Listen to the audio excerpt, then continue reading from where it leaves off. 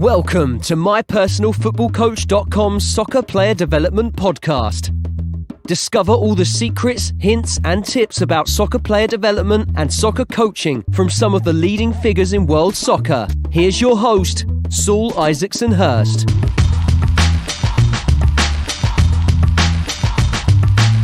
What's happening, guys? Welcome back to another show. Before we get to the show, I just want to let you know that the My Personal Football Coach Level 1 and Level 2 coaching courses, the online coaching courses are now on sale. So follow the link in the bio. So if you want to know more about technical coaching, how to coach ball mastery and 1v1 and small-sided games, check out the link. And also the virtual conference as well. It's also on sale.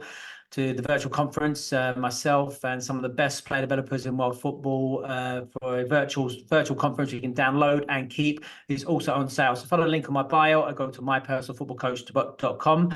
But now to the show, Coaching Family Special, asking a question.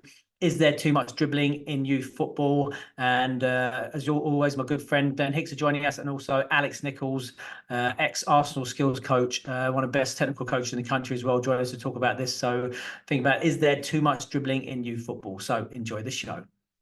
So back tonight, joined as ever is my good friend Glenn Hicks. Glenn, how you doing? Very well, thanks, mate.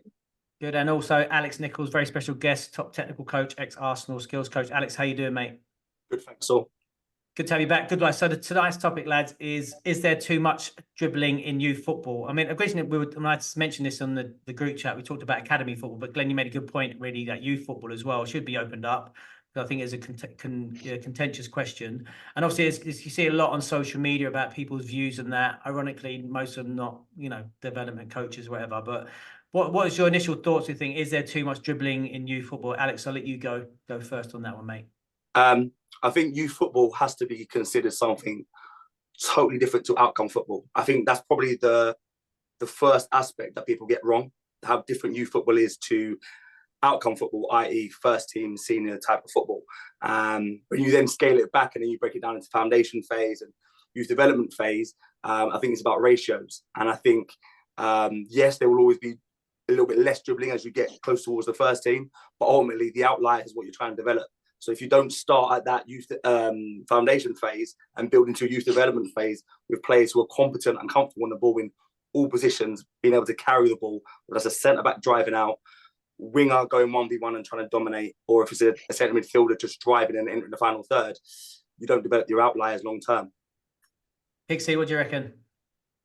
No, there needs to be a lot more, mate. A lot more dribbling. There is a massive dearth of dribbling. Honestly, I think it's quite sad, actually, to see kids that are trying to dribble at times. So I see it all the time, whether it's grassroots football stories I hear or kids in other countries or there's this obsession with pass. And we need to shake it out of ourselves as a community, to be honest with you. So, and I think that's in academy football. I think it's every level of football in youth from under 18s down. And we've got to be careful we don't lose a certain type of players. And I know people go, yeah, but we're still producing dribblers in the South Americans and they mind that. Well, that's great. But we absolutely can produce more Phil Fodens in this country. And many, many more as well. I think if we get it right and we change our attitude towards dribbling, and our education is most important, I think, understanding dribbling more or staying on the ball more, what the different types look like, and what, like Alex said, about how do we coach it from 6 to 11, because I think it's totally different from 12 to 16. And as you get older, it's different. People change. People's strengths and weaknesses change, and it becomes more narrowed and funneled and stuff.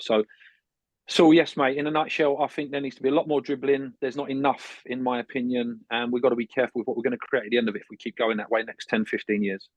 So I suppose the two things to look at then is why should we have more dribbling, or why is there not enough dribbling? And then two, why are people so keen maybe to move away from it? Why do people want to move away from it? So like in terms of a development phase, I must kept my shoulder there, excuse me. In terms of the development phase, I think as well, I think it's crazy. I think I said this the other day about why we've got such a short-term memory, why people forget, where we came from. And you mentioned it as well about Phil Foden. I mean, look, if you look at all the top players in the world, all the players, those Ballon d'Or type players are players who can get on the ball and stand the ball under pressure. I mean, and that surely starts with the youngest age group, doesn't it? Like you say, it's that getting players to express themselves, make mistakes, bravado. I had a session today, actually, this guy, I was coaching this French guy's son, and this guy used to play for Paris FC many years ago, and he said the same. He goes that he learned all the skills on the streets, but obviously kids don't play on the streets anymore. So you almost got to replicate that environment in academy football or youth football. Give players more time to be expressive. Have that chaos, that street games, those sorts of things. Get those interesting outcomes, because they're not going to get them by themselves, unfortunately. And then building with the games. It's about having that balance, isn't it, between the team and the individual. But I mean, surely at the youngest age groups, it's all about the individual. Alex, what do you reckon? I think the bit that Glenn said about the education is the absolute key, because the bottom line is, before we talk about academy football, every child starts playing some form of youth football, grassroots football. So I look at the FA and it's like, well, how much does the FA do to educate, inform, and develop principles within coaches, even on a level one? And it's almost like you go in, and we've all done the old level one, all the rest of it many, many years ago, now decades ago. And I think the FA has tried to progress it, but I still don't feel that there's enough certainty and clarity within the approach. If every coach that coaches in grassroots football just did their level one, on first hour or first half an hour of that course is spent talking about what the outcome is, what we're trying to develop long term, how we do it, and how we need technically capable and competent players, that will then shape and guide everything else that goes next. And I've always said that grassroots clubs, obviously you can get charter standard clubs that fit within the kind of FA's mold and things like that. I think there has to be more guidance as to what a grassroots session looks like. Because I see so many grassroots sessions, all different age groups, youth development phase, even a little bit older, foundation phase. Kids are running around around the front of a pitch for 10 minutes and touch the football. So they turn up, they know they're going to be jogging for 10 minutes. And ultimately, we all know how it works within the foundation phase. They just want to be able to get on the ball. The chance of an under 9 or under 10 pulling a hammy in the first 10 minutes because they've twisted or turned too quickly is next to zero. So get the players on the pitch, get them engaged straight away. Start getting quaffing and rolling. Just get them doing basic technical stuff. It doesn't have to be complex. But what ultimately, once you then have a framework where coaches can start to develop passing and receiving, ball striking, skill combinations, regardless of how they deliver it, as long as they stick with that principle of a ball with a player within the first 20 minutes of the session, that player is going to pretty much double to triple the amount of touch they're going to have compared to the old school mentality of 20 minutes running around the pitch. Yeah, the problem is, though, I mean, you sort of you hit a nail on the head there. I mean, the problem is that the current FA courses, which are really good, in their capacity, but they don't encourage a skill-based program, level 1, level 2. It's a decision-making program, which, that's the problem. So, coaches are coming out there, who've just been educated, said I never work unopposed, because they're so obsessed with this constraints-based model, in terms of everything being a game. So, having a player individually with the ball is seen actually as a waste of time. This is what actually young coach educators are coming out from the federation are telling us. So we need to reflect and actually say, no, actually one ball each is really important. It's actually key and actually helps decision making. Understanding that if you build a technical base with players, then obviously that's going to improve decision making, but also about having balance as well, isn't it? Let the players express themselves, let them have skill, but then obviously it's when and where to do it. If you've only got 1 hour a week, just do your first 5-10 minutes with the ball each, with your warm up. Do that, and then go into your little small side and stuff like that. But it's the key, isn't it? Is that the problem is that if it's coming from the coach education that actually don't play a ball each, go straight into proposed game sorts of things, then what chance really has coaches have got? If you're a grassroots coach and that's what you're being taught, then that's what you're going to do. Hicksy, what do you reckon? Yeah, I think there's a couple of words like foul and mistake that we need to kind of eradicate from all coaching with young kids. Like when it's the end product. So, for example, little Joey tries to dribble, loses the ball. It's not a mistake, but it's perceived as a mistake. If it was Thierry Henry doing it, or Son or Robin, whoever, world-class player, you could probably frame it a bit more as a mistake or a critical error that cost the game. But with kids, we've got to come away from when a kid dribbles, I think, the first time they lose the ball, that it's a mistake or a failure. It's not. It's actually, in my opinion, the first step towards success. And I think that's one of the biggest stumbling blocks I see. I was coaching a game of football the other week, and the very first mistake, and these are 16 to 19-year-olds, the very first mistake the player made, the coach was on him. It was like a verbal assault. it was aggressive. It was like, well, what's the young man going to do? And I don't care whether they're 6 or 16 or 26. I think the approach from the coach is king, so I really do. And I think our players, so I pride myself in my teams, and I've got receipts, I've got videos to show it. I pride myself on having, at times people say you've got too many dribblers. And I mean that in terms of or too many players that can stay on the ball. And I mean that from, I almost look around and go, how many can, if you give me a choice of 2 centre halves that tick all the boxes, they can all head it, they can all hook, they can all run, they can all do the defensive stuff, they can all pass, but then you got one that can just change through the gears or do what John Stones can do when he's in under pressure and hook out and twist out. I'm taking that player all day long, and I think I could go around the whole pitch doing that with a Danny Alves at right back and stuff. And I think coaches have got to take power back away from the federations. Do you know what I mean? I mean, if we become solely reliant on a coaching course, this is not a disrespect to any coaching courses. I haven't been on the recent level 1s and 2s and whatever else. The one online is a bit of a joke, but we've got to take power. Our players will play the game the way that we encourage them to. So I'd say that would be the starting point, and getting over that first hurdle of the whole mistakes and losing the ball kind of thing is one of the biggest things to get over first. So I think. I mean, John Stones is a great example, isn't he? I remember, him playing, in the Premier League and losing the ball, and I've managed, Guardiola talking about how brave he was, and imagine having, looking at that, having the patience to recognise a player like that just needs time to develop and work. But then, thinking about an under-9s and under-10 session, how much time are the coaches giving players to just get on it and express themselves, and then how much is, I suppose that's the eternal question, isn't it? How much is individual, how much is pass and move. And I just saw the other day, when a parent came to me from one-to-one training, said, all my kid does in one-to-one is work on passing and moving. He's an 8-year-old kid. And I thought, and my initial thought was if you're a foundation phase player, really any age player, and all you're doing is working on passing receivers one-to-one, and you're basically wasting your money, in my opinion, really. I mean, really, is it worth it? I mean, really, you've got to encourage players to stay on the ball, get on the ball, movements to break pressure and play forward. I mean, if all you're working on is getting on the ball and just playing it nice and as quickly as possible, like a hot potato, what's the point? I mean, you're going to get that in your team session, right? So I think it's about understanding what the players' needs are. How do we build a player? And how do we develop a player, whether it's grassroots or academy? The fundamental building blocks is the technical elements, isn't it? Given the technical elements is to give players, empower them to go into the games and express themselves and do things. I had this thought the other day, because even people, they criticize the way we spend so much time doing our cuts and our movements, but lots of players can't turn with the ball. Lots of players can't change direction, because they're not used to it. Pro players as well. Lots of players can't play on the weak side, and it's imagine how empowering it is for a player to be able to stop the ball or turn 180 degrees both sides with the ball, because they don't want to end up just keep playing the way they're playing or keep playing the way they face. And that's where this constraints model really breaks down for me, because if players aren't naturally evolving in these movements or these techniques, it's almost like well, that's it, it's tough. Whereas you've got to understand, actually, some players, most players actually need a little bit more support. They need a little bit more intervention, if you like, to support them. It doesn't have to be, we're not saying, you've got an hour session, spend an hour working on, ball mastery, but those 5 or 10 minutes or the 15 minutes were linked into that. It's going to be so powerful just to support them learning new skills, to support them being more effective in games. I think it's crazy. Alex, what's your thought? I had a really interesting conversation with somebody that came over, brought his son over to train with me for 3 days.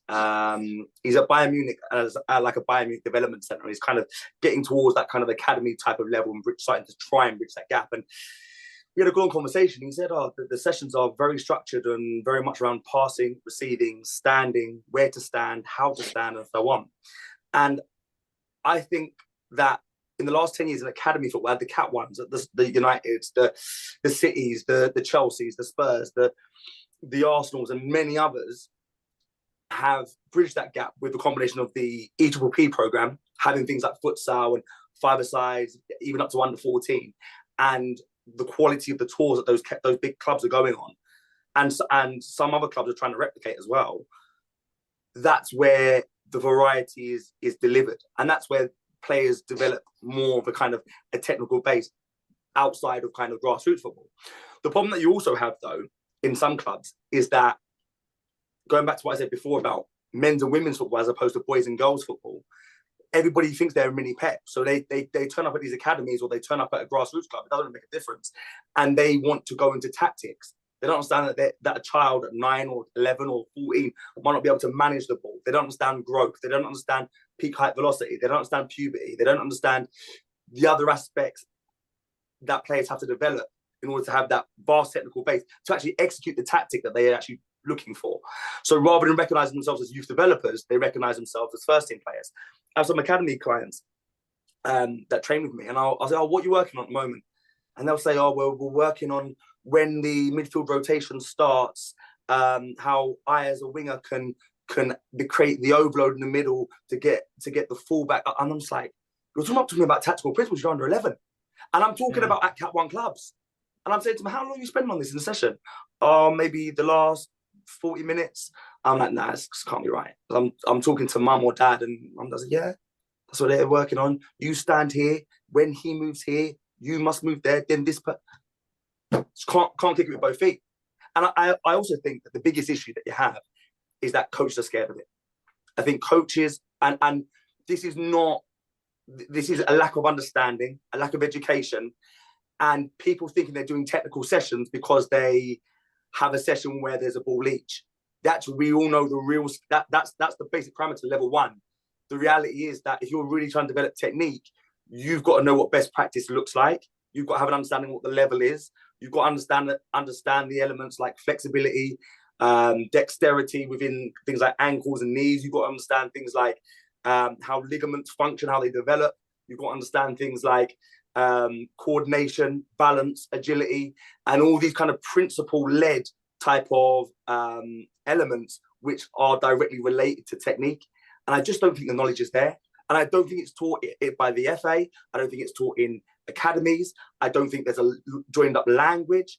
And so coaches are a little bit scared of it. And they don't know how to develop it. And they definitely don't know how to diagnose it.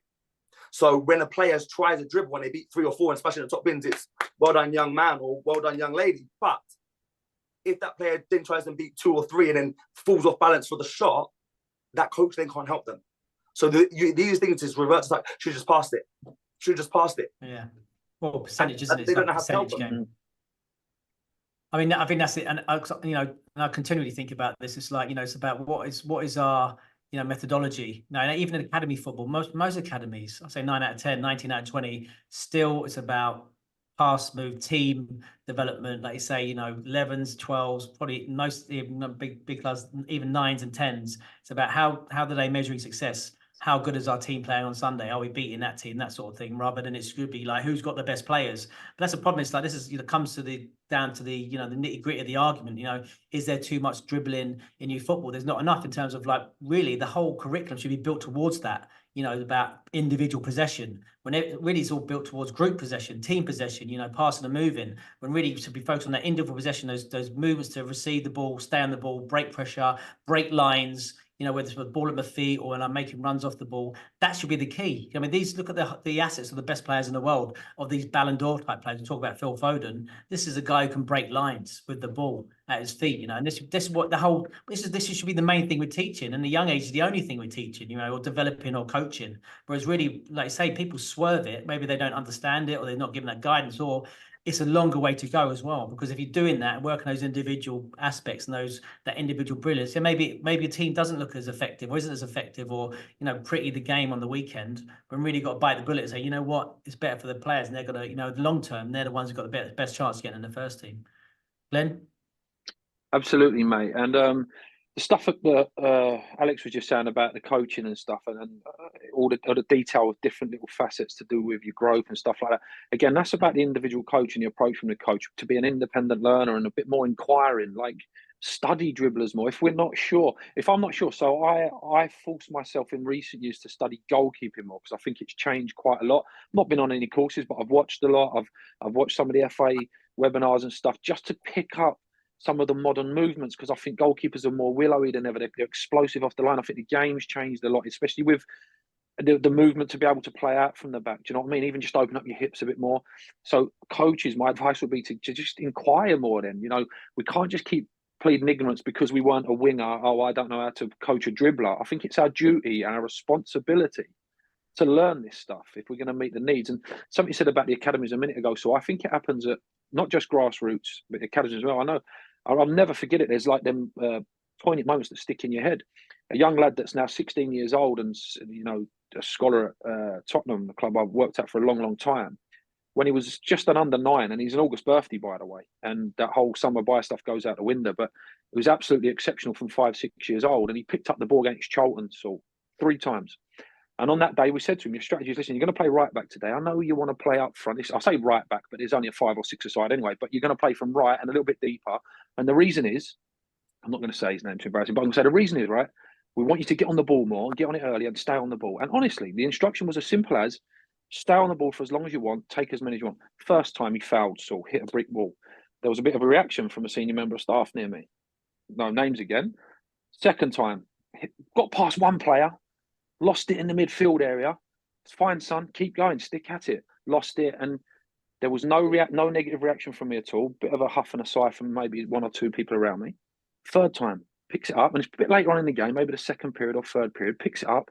I'm not kidding. Picks it up. Go on. Stay on the ball. Boom, boom, boom. Pass 1, pass 2, pass 3, and the finish. So was just majestic. He sat the goalkeeper down. He lifted it over the goal. And this is like an under 9. And he was already running off when the ball's going in the back of the net. And I'm like, brilliant. Well done, son. And what did I do as a coach? Nothing complicated, other than I give you permission to do what you're bloody good at anyway. We've seen it from 5, 6 years old. And when you crash, I'm going to be here to pick up the pieces. I'm going to support you. And you know what? I might give you a little bit of guidance about, was it your awareness? Was it your timing? You know, maybe give them a bit of technical detail. But honestly, something as simple as stick with the dribblers, let them know you've got their back, give them permission to do what they're doing, is sometimes enough. Even when other people around you are saying no, no, no, because when you've done it a long time, you've seen the long-term goal, you kind of know that it works. Do you know what I mean? Yeah, interesting, mate. And you mentioned earlier a good point about, you know, in terms of it looks different from the foundation phase and when you get older, because actually working with a player tonight, same thing, 13, was like dominated as a foundation player. Now, you know, a bit of a growth spurt, pitch is massive, you know, doesn't work quite the same way. So what do you say then in terms of, Alex, what's your thoughts now in terms of, you know, supporting players, understanding, you know, also coaches in terms of what that looks like maybe when you get to the bigger areas, the bigger pitches and the YDP and progressing to the PDP? Yeah, so I think when you get into youth development phase, especially when you get to the later youth development phase, everyone just generally, the game's a lot faster, but obviously you're forced to be more effective with fewer touches very often, especially in that transition from 9-a-side to 11-a-side. In the early youth development phase, that's probably one of the most difficult ones, because not only are players struggling with the additional players on the pitch and a bigger pitch, but many of them, their bodies aren't ready. And if you want my personal opinion, if it was up to me and I was head of the FA, I would make an under-13 season and a 9-a-side season. I just think there's too much variation. But in terms of developing players and developing players that are capable of staying on the ball when you get onto bigger pitches, it's about then helping them find smarter spaces, because there's greater spaces. Actually, they can be more effective with their receiving touches. They can be more effective with their position, which helps them to eliminate players. They can be more effective at covering larger spaces, and they've got to have the variety of touches, but then also the full plethora of directions that they're able to explore. When they have that base that they should have at the highest level, or in top academies at 13, 14, you're asking them to then try and find a balance. And it's a case of, okay, well, you've tried something this time. Okay, it might be on the next time, but make your job as a coach is make sure that they've seen all the possible outcomes. And sometimes that might mean that 3 times you watch them fail, but then you pull them at half time and you have a chat about it, or in between a quarter, or even after the game. So I want to show you quickly something back. And in my time at Arsenal, especially the last 2 seasons when I did 15 and 16, we'd had live feedback. So at half time, we'd go in the change room and we'd watch clips from the first half. So I could radio to the analyst and I could say, 16 minutes 20, can you just clip that clip of X player? I just want to show him something very quickly, because we've seen it 3 times. And then you're developing learners, not necessarily by shouting and screaming. You're developing players that, okay, well, maybe I should have executed my turn a little bit earlier. Maybe I should have started the technique earlier to draw and tease the player a little bit more rather than starting so late. Maybe this player is slightly quicker. Actually, I may need to execute more lateral movements to unbalance them better. And then what you end up doing is going into a deep dive of what their technical base already is. And then it becomes so much easier. But if you're talking to a player at 14, 15 that can't move laterally and is a straight line runner, They got no chance. They can't manage the ball going in a lateral direction. They don't have that variety in terms of decision making and their capabilities. And unfortunately, at that stage, especially when you get to 15 and 16, you're looking at players that could potentially end up going out the game.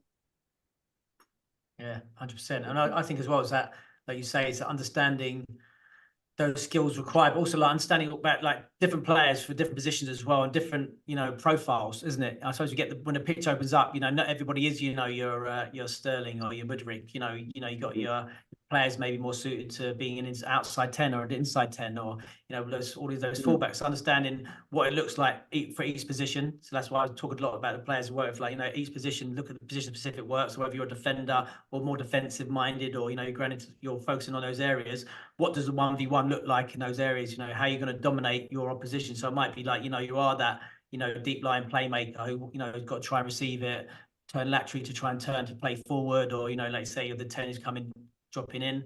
So understanding that, and that's what coaches need to do as well, help players, isn't it? Say, okay, look, then give them a bit of time to express themselves. It's not going to be, the 1v1 isn't always, your mazy dribble, you're beating 8 players and driving through, it's that little break, little movement to break pressure, to receive with first touch and get around, or enough space to play forward. So understanding 1v1 looks different in all areas of the pitch and all the positions, and then giving the players time and opportunities to do that, and working that in training, right? So it isn't always, just possession, rondo. We're working, still focusing on those 1v1 areas, making it a bit specific to their position and those players' needs, and then giving them opportunities to do it. Glenn? Definitely. There's a couple of things about the analysis. So when Alex was talking about analysis, he's coming and talking about individual stuff, about, look, maybe you could have turned here, it could be a movement. When we watch the analysis on the TV, and I don't think it helps grassroots coaches at all, or youth coaches, youth development. When we watch analysis on the TV, 99% of it is like Jesse Marsh's yesterday. I was going to say that. Watch that. Very good. Yeah, how appropriate is this for like it's fantastic for the right level where it's needed, and it's a very minimal level of football, to be honest with you. But it's great team stuff about the team shape, and we had the one with the Wolves coach a few weeks ago. What it needs to be more, and it doesn't even happen enough, I think, in top level football, because when I watched the Man City Chelsea game the other day, the game was defined yet again, as it always is, on individual competence and incompetence. Raheem Sterling 1v1 with Kyle Walker, who's shown himself to be one of the best defenders the last few years, cuts back inside, whips it in. Erling Haaland, who I think for 6'4" or 6'5", is a terrible header of the ball, if I'm honest. If you're just looking at it purely technically, his timing's awful, his technique's not great. He doesn't get the game for Man City because he loses free headers. That, let's be honest, there's other strikers. Diogo Jota technically would have scored them headers that Haaland had, in my opinion. So yet again, the game falls down, but all people talk about is the tactics. The other thing, Saul, as well is, so I would say to coaches, when you do your analysis, do it more like Alex or youth developers. We're thinking from an individual thing.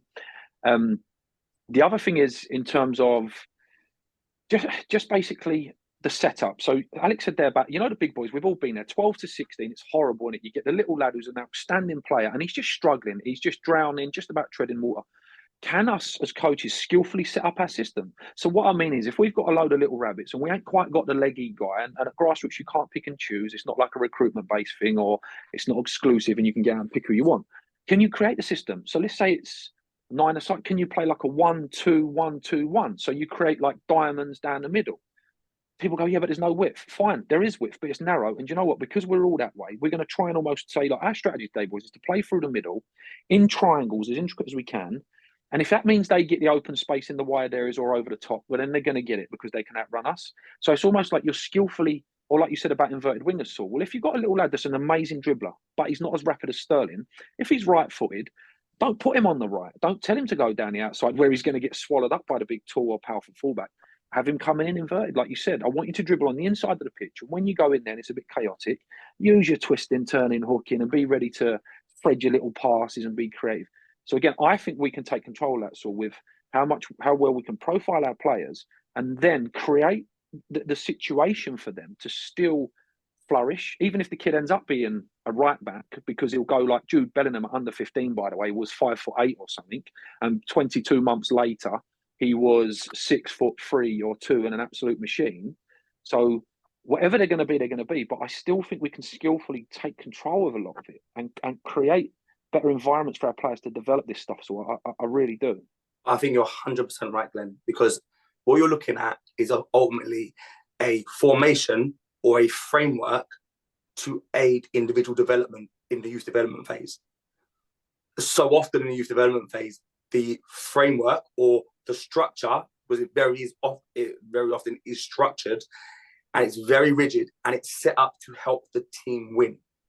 And one thing I think we've got so right in England in the last few years, and I'm talking about in academy football especially, is that we understand that the better the individual is developed, the better they can help the team.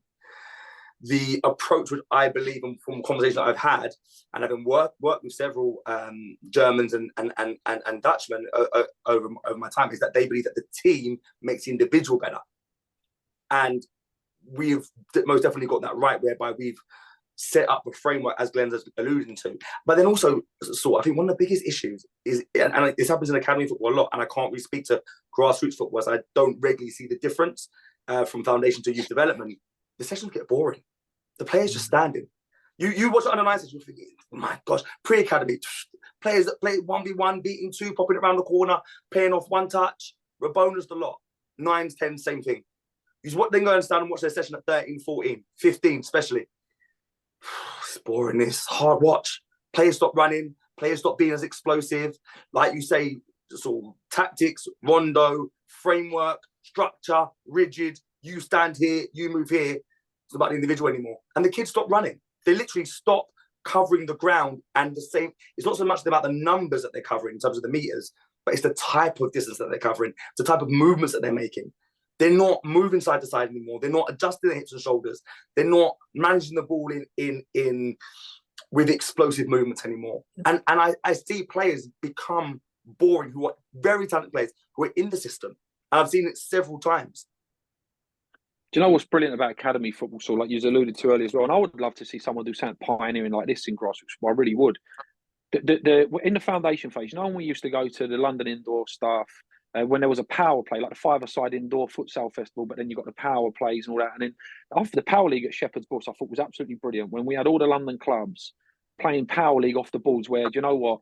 There is no hiding place here. There's no ball out of play. There's no resting. It's off the balls. I thought some of the most magnificent football was played in them games, and some of the most incredible amount of skill, whether you was a centre half or playing from deep or playing forward, you had to survive. There's no hiding place. You're going to get caught 1v1. And I would love to see something pioneering in grassroots football, like scrap it all up. And why is there not a power league youth football? Why is there not a five-a-side, even in the winter, or whatever it is? If the grass pitches are rubbish, take them on the five-a-side courts on the 3G pitches, and let's make a Ripple Way or Tottenham Juniors, or do you know what I mean, Brimsdale Juniors, and let's take them on the courts and bring it back to the streets and have the coaches screaming and shouting from outside the cages where they can't tread over the white line. But maybe even something like that, because I genuinely, from a developmental point of view, Saul, I enjoyed the seven-a-sides and everything else outside, but the power league stuff and mixing it up with the tours abroad with the indoor festivals and whatever else, I think it's absolutely brilliant. And I think maybe grassroots has got to go a bit more that way to take it away from like the 11-a-side and getting into tactical big group, big space football too early. But not sure it will happen, but I think it would benefit the kids much more if it did something like that, like a power league, I think that's it. JPL power league or whatever. Well, that's it, isn't it? Tactical too early. I think that's really the essence of what we're talking about here, isn't it? Is that, you know, the need for coaches to think that they have to add those tactical elements early and get those team outcomes. So then, so like, you know, as a takeaway, Alex, what any sort of takeaways for coaches if you're trying to say, you know, trying to implore them that there's not too much dribbling, or, you know, what would you like, or support coaches on trying to identify why there should be more time spent on the ball? Ultimately, if you're talking about yourself as a genuine youth developer, when we look at the very, very top level, the best players are the ones that can change the game by staying on it or being creative at very least with their passing range. Do not set an environment like that at a young age where the players get maximum repetition. There's no way that those players are going to go on to develop that as the pitch gets bigger and the players get older. So it's so important that you start early, get the reps in, but most importantly as a coach, develop yourself and try to break down the detail and develop the ability to diagnose and try to build an understanding of what a top level player looks like in terms of what they're capable of doing, and then scale it back for the appropriate detail for the level of play that you're working at, and watch that player work towards and that scale and work backwards and work up that scale so they can hopefully develop themselves over a long period of time. Glenn? First thing is, please do it, all coaches, just for the pure love I'm a bit of a purist, I know I am, but the enjoyment. I just enjoy watching the likes of David Ginola or whoever it is. It don't matter who it is, it gets you on the edge of the seat. So first thing is for the joy of the game. And like we all know, it's the most enjoyable thing for kids to do. We all want to stay on the ball a little bit. And the final thing is, when Italians Saul produce some of the best defenders, I think they produced the best defenders like the Maldinis, is because at the base, there was a hell of a lot of highly, highly competent defenders. This was like the normal thing. When Pep Guardiola said something about Jack Wilshere 10, 15 years ago, when this whole country was raving about Jack Wilshere, he was just being honest when he said, Jack Wilshere, he said, we've got hundreds of them in Spain. And he was right, Saul. He was absolutely right.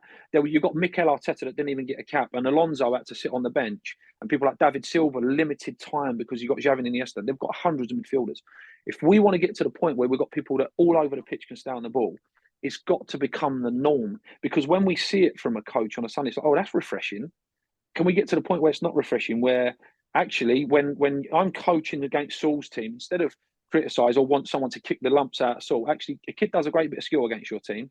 I know it goes against your instincts of this tribal want to win. Give the kid a round of applause, say, great skill, son. And then talk to your defender about, okay, how do we defend against that skill? Because I think it really does take a community to make this work, Saul. And I know we look at the top end all the time, but the base of the pyramid, in my opinion, is where there's got to be so many fishes in the sea. Do you know what I mean? Actually, they're putting pressure on each other to get even better and better and better. And I really think we can do it, mate. So yeah, that would be my great point. I also think it's just that patience, isn't it? Telling coaches to have patience. It takes time. Do you know what I mean? You've got to be brave. At the end of the day, it's about the players. They're the ones, they're the ones who are gonna benefit from it. And in the end, they're the ones who are going to hopefully, turn out to be top players. But listen, guys, thanks again. Another top episode. Appreciate it. Alex, thanks very much, mate. All from the sunny northeast. And Nixie, thanks as ever, pal. See you next time. Cheers, mate. Cheers, all.